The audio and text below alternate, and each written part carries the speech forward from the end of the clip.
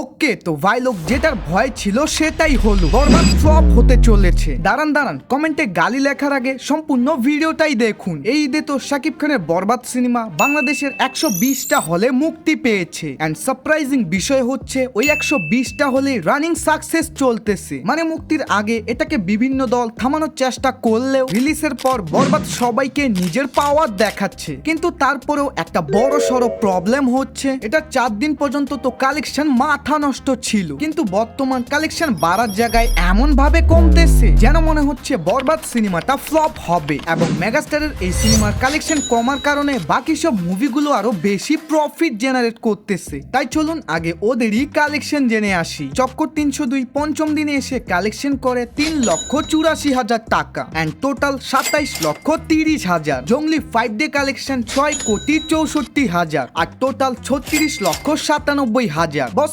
Afran Nisho Daagi cinema collection করে 32,37,000 টাকা and gross 1,28,00,000। এখন আসি বরবাদের কাছে। এই সিনেমা পঞ্চম দিনে এসে 55,39,000 টাকার ম্যাসিভ ব্যবসা করে এবং সবকিছু মিলিয়ে টোটাল আয় 2,50,00,000। আর ভাই আবারও বলতেছি, এটা কিন্তু শুধুমাত্রই মাল্টিপ্লেক্সের আয়। পুরো বাংলাদেশের কালেকশন ধরলে তো অনেক বেশি হবে, কিন্তু যেহেতু এই দেশে কোনো বক্স অফিসের সিস্টেম নেই, তাই এই যে আমরা 4 কোটি 16 কোটির কালেকশন পোস্টার গুলো দেখতেছি এগুলো পুরোপুরি ফেক। তবে সব থেকে বড় প্রশ্ন তো একটাই, বরবাদ সিনেমাটা কি ফ্লপ হবে? ভাই এটা কখনোই সম্ভব না। তবে যেভাবে মাল্টিপ্লেক্সের ওনাররা বরবাদের শো কেড়ে নিচ্ছে, আমার তো মনে হচ্ছে এরা বাংলা সিনেমার ভালোই চায় না। আই মিন প্রত্যেক শুক্রবার এরা হলিউড মুভিকে জায়গা দেয়, এটা ঠিক আছে, তবে যেই বাংলা অডিয়েন্সরা সারা বছর হলেই আসে না, শুধু ঈদ বাদ দিয়ে, তাই এই সময়ও যদি তারা এসে টিকিট না পায় তাহলে তো ভাই এটা পুরো ইন্ডাস্ট্রির জন্যই ক্ষতি। বিকজ প্রথমত